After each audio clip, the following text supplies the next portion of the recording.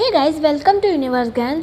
आज के इस वीडियो के साथ हम एक न्यू सीरीज़ चालू करने वाले हैं और इस सीरीज़ में हम बीकॉम फर्स्ट ईयर का एक सब्जेक्ट है जो कि है बिजनेस रेगुलेटरी फ्रेमवर्क। उसका सिलेबस हम इस सीरीज़ में कवर करने वाले हैं। आई होप कि आपको ये सीरीज़ हेल्पफुल होगी। अगर वीडियो अच्छा लगे तो लाइक, कमेंट और सब्सक्राइब ज़रूर करिएगा। इस पूरी सीरीज़ में हम ये 4 एक्ट अच्छी तरीके से कवर करने वाले हैं। देखते हैं हमारे ये 4 एक्ट कौन से हैं। पहला एक्ट रहेगा हमारा इंडियन कॉन्ट्रैक्ट एक्ट 1872। दूसरा एक्ट हमारा रहेगा सेल्स ऑफ गुड्स एक्ट 1930। तीसरा एक्ट हमारा रहेगा नेगोटिएबल इंस्ट्रूमेंट एक्ट 1881 और लास्ट एक्ट हमारा रहेगा द कंज्यूमर प्रोटेक्शन एक्ट 1986। तो चलिए हम स्टार्ट करते हैं हमारे पहले टॉपिक के साथ, जो कि है हमारा इंडियन कॉन्ट्रैक्ट एक्ट 1872। इस वीडियो में हम meaning of agreement, offer and acceptance का कॉन्सेप्ट और कॉन्ट्रैक्ट क्या होता है ये जानेंगे। तो चलिए स्टार्ट करते हैं। तो चलिए सबसे पहला टर्म है हमारा एग्रीमेंट। एग्रीमेंट को समझने के लिए हम एक एग्जांपल के थ्रू समझेंगे ताकि आप डेफिनेशन अपने आप ही क्रिएट कर लो। तो चलो देखते हैं। यहाँ एग्रीमेंट क्या बोलता है कि every promise and set of promises forming the consideration for each other. नहीं समझ आया ना, इसलिए बोला कि एग्जाम्पल के थ्रू देखते हैं। चलो देखते हैं एग्जाम्पल में क्या है। यहाँ देखो, मेरे पास 2 बच्चे हैं। यहाँ पे हमारे पास एक बच्चे का नाम है अनु और दूसरे बच्चे का नाम है गोपू। अब अनु को गोपू के पास जो कलर्स हैं वो बहुत ज़्यादा अच्छे लग गए। तो अनु ने कहा कि गोपू, मुझे तुम्हारे कलर्स बहुत अच्छे लगे और मुझे कलर्स दे दो। अब अनु भी गोपू भी बहुत समझदार था। उसने क्या बोला, मैं तुम्हें ये कलर तभी दूंगा जब तुम मुझे अपनी एक पेन दोगे। तो अनु ने बोला ठीक है, मैं तुम्हें अपनी पेन दे देता हूँ, लेकिन तुम मुझे अपने कलर्स दे दो। तो इस तरीके से इनके बीच में क्या हुआ कि गोपू ने अनु के सामने एक ऑफ़र रखा कि मैं तुम्हें ये तभी दूंगा जब तुम मुझे अपनी पेन दोगे। और अनु ने क्या किया, उस ऑफ़र को एक्सेप्ट किया। क्या किया, उस ऑफ़र को एक्सेप्ट किया कि ठीक है, मुझे ये जो तुम कह रहे हो ये मुझे मंजूर है, मैं तुम्हें कलर्स के बदले में अपनी पेन दे दूँगा। तो इस तरीके से इनके बीच में क्या क्रिएट हुआ, एक एग्रीमेंट क्रिएट हुआ। एग्रीमेंट का मतलब क्या होता है कि जब हम कोई ऑफ़र किसी सामने वाले को देते हैं और सामने वाला अपने फुल कंसिडरेशन के साथ, यानी कि पूरी इच्छा के साथ सोच समझ के हमें रिप्लाई करके वो ऑफ़र एक्सेप्ट करता है, उसे हम एग्रीमेंट कहते हैं। अब इनके बीच में जो एग्रीमेंट हुआ है वो बच्चे हैं, तो बच्चों के बीच में जो एग्रीमेंट हुआ है वो लीगल नहीं है।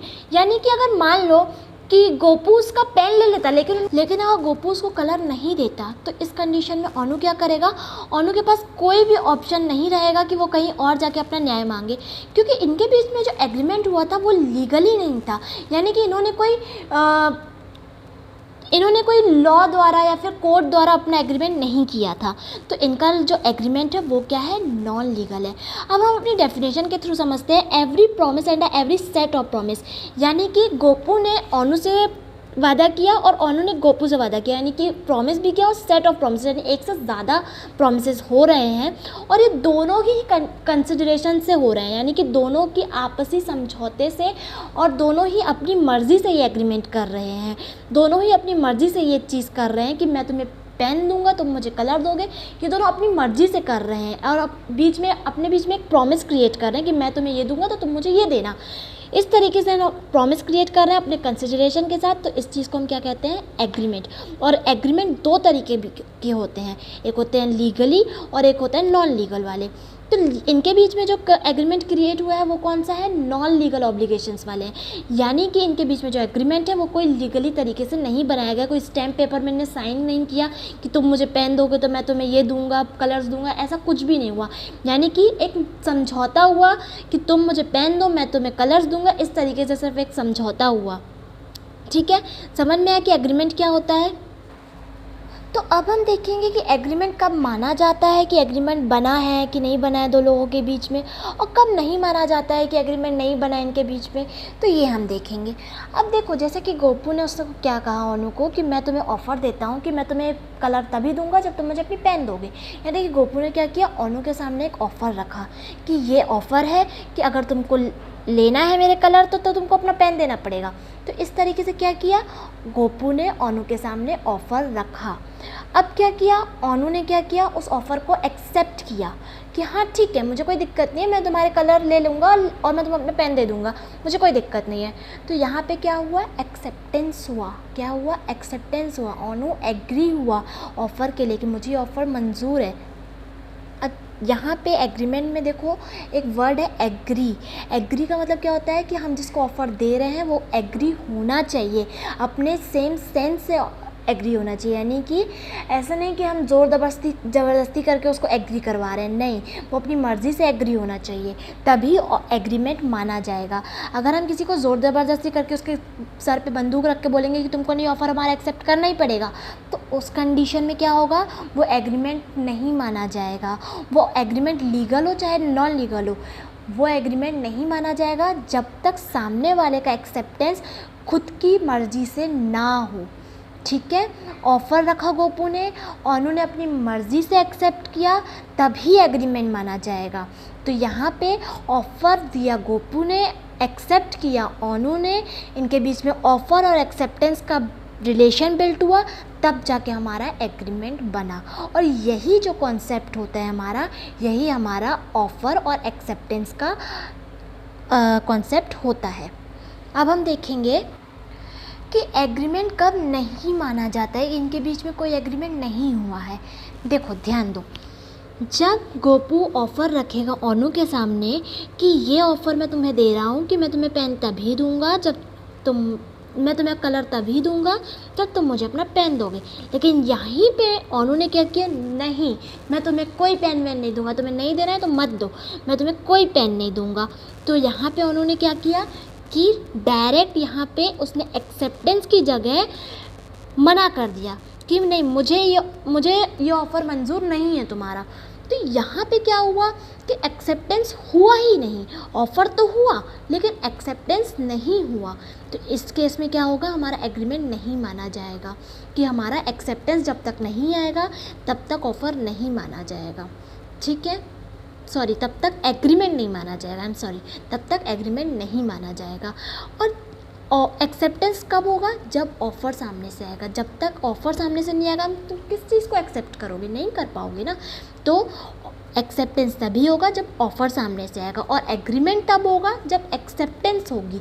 जब तक एक्सेप्टेंस नहीं होगी तब तक एग्रीमेंट नहीं माना जाएगा। ठीक है, भले ही एक्सेप्टेंस को 2 महीना लग जाए, 3 महीना लग जाए, कोई मतलब नहीं, लेकिन जब तक एक्सेप्टेंस नहीं होगी तब तक एग्रीमेंट नहीं माना जाएगा। समझ में आया कि एग्रीमेंट कब माना जाएगा, कब नहीं माना जाएगा, यही ऑफ़र और एक्सेप्टेंस का कॉन्सेप्ट भी है, समझे। तो आइए चलिए जानते हैं एग्रीमेंट के बारे में कुछ और इंटरेस्टिंग बातें।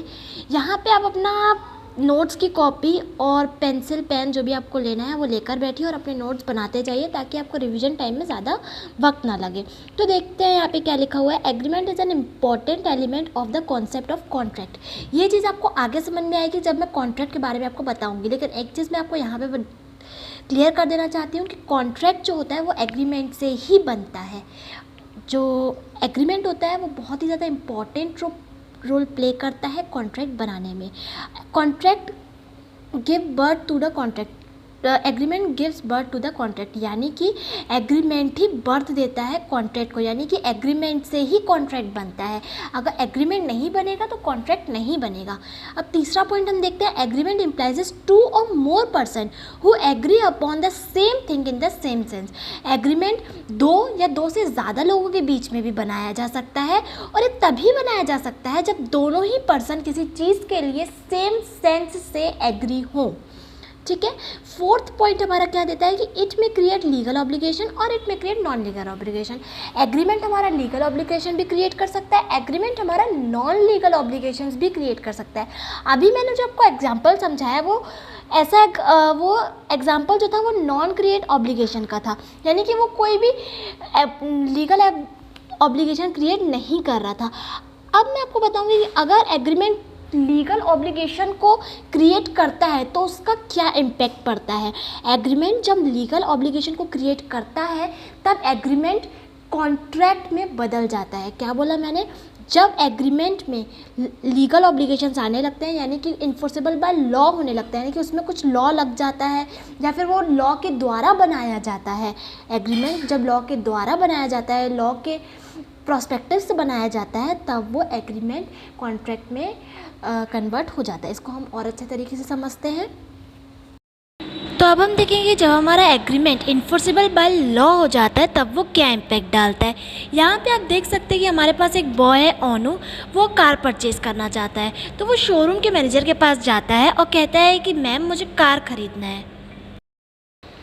तो यहाँ पे क्या हुआ, शोरूम के मैनेजर ने कहा कि हम आपको ये कार तभी देंगे जब आप हमें 5 लाख रुपीज़ देंगे। यानी कि यहाँ पे ओनू के सामने मैनेजर द्वारा एक ऑफ़र रखा जा रहा है कि आपको ये कार तभी मिलेगी जब आप 5 लाख रुपीज़ पे करेंगे।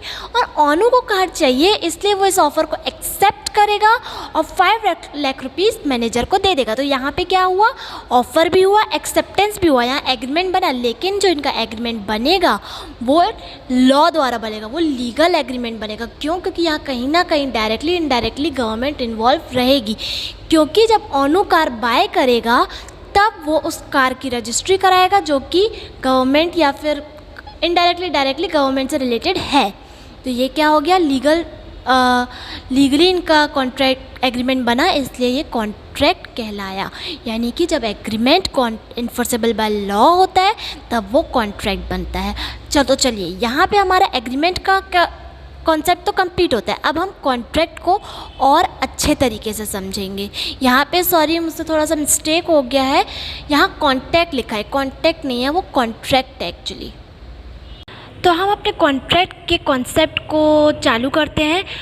इसमें आप देखेंगे कि आपको 2 बॉयज़ दिखेंगे जो कि ऑफ़र और एक्सेप्टेंस करके एक एग्रीमेंट बना रहे हैं। अब एग्रीमेंट के बाद एक एरो है, वहाँ पे लिखा है इन्फोर्सेबल बाय लॉ। यानी कि जब एग्रीमेंट इन्फोर्सेबल बाय लॉ के साथ बनाया जाता है तब वो कॉन्ट्रैक्ट बनता है। सो इस वीडियो में हमने एग्रीमेंट क्या होता है, कॉन्ट्रैक्ट क्या होता है, ऑफ़र और एक्सेप्टेंस क्या होता है, ये सारी चीज़ें कवर कर ली हैं। अब आगे की वीडियोस में हम अपनी सीरीज़ को और आगे बढ़ाते हुए न्यू टॉपिक्स कवर करेंगे और मुझे पूरी उम्मीद है कि आपको ये वीडियो कहीं ना कहीं हेल्पफुल ज़रूर होगी। अगर वीडियो अच्छा लगा हो तो लाइक, कमेंट और सब्सक्राइब ज़रूर करिएगा।